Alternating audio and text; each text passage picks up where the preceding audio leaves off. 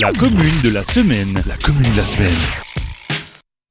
La commune de la semaine nous amène du côté de Enchenberg. Je suis en compagnie des arboriculteurs avec le président Gérard Meyer. Bonjour Gérard. Bonjour, bonjour. Et avec le vice-président, le ticket, monsieur Bernard Oswald. Bonjour Bernard. Bonjour à vous. Bernard, je vais commencer avec vous. La particularité ici à Enchenberg, c'est qu'il y a non pas un verger, mais deux. Vous pouvez nous en dire un petit peu plus? Effectivement, il y a deux vergers. Il y en a un qui a été créé il y a à peu près, disons, presque 35 ans, qui se situe au niveau de l'ancienne gare.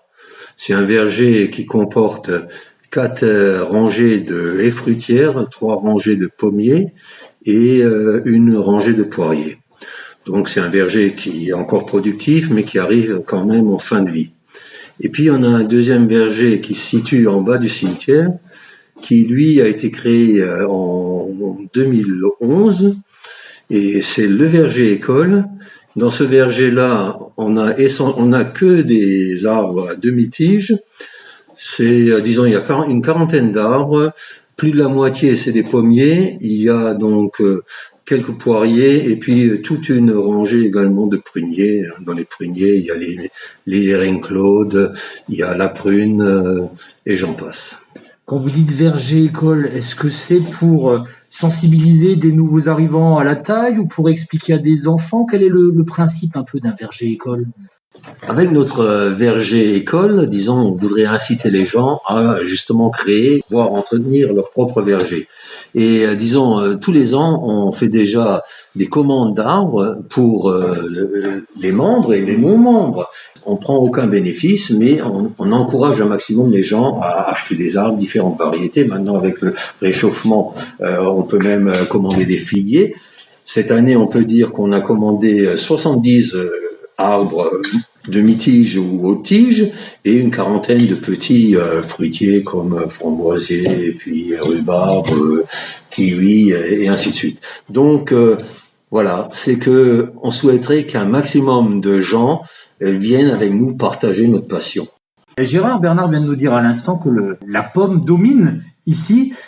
Qui dit pomme dit jus de pomme. Je crois que vous êtes bien équipés chez les arboriculteurs locaux. Effectivement, nous avons une presse à jus de pomme ambulante, il faut dire, et puis que les gens, les sociétaires ont la possibilité de louer pour faire leur propre jus de pomme.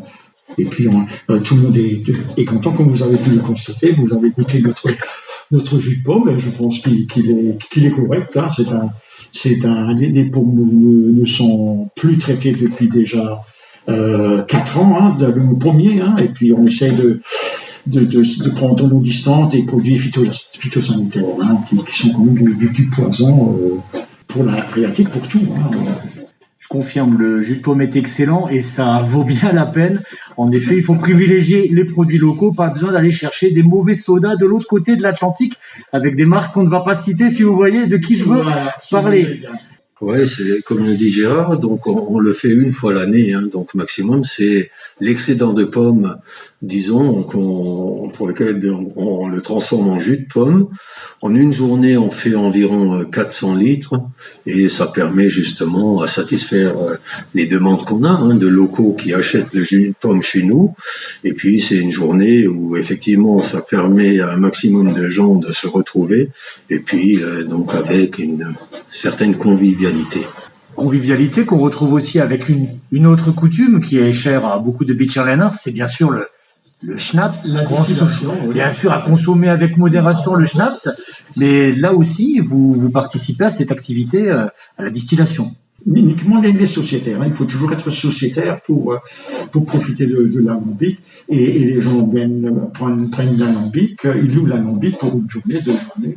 Et puis ils font leur distillation à la maison. Et puis tout le monde est content. Là, actuellement, on est en pleine saison où les gens distillent la cerise, la poire, la pomme et ainsi de suite.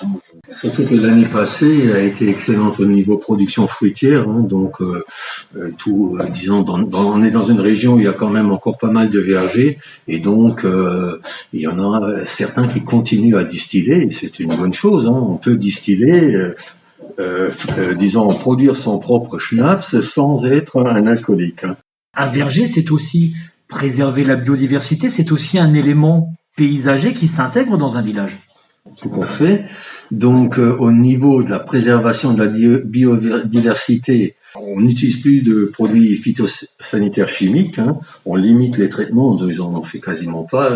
Pour lutter contre tous les autres insectes et larves, là, on va donc miser un peu sur ce qui existe dans la nature et que nos principaux alliés, c'est les oiseaux.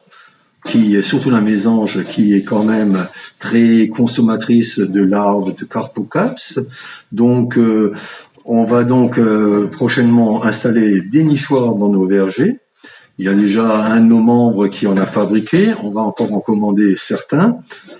Gérard, vous m'aviez dit tout à l'heure hors antenne, que vous aviez un jeune vice-président, un jeune retraité. Oui. Mais je crois que vous vouliez lancer également un appel au renouvellement aux forces vives. Oui.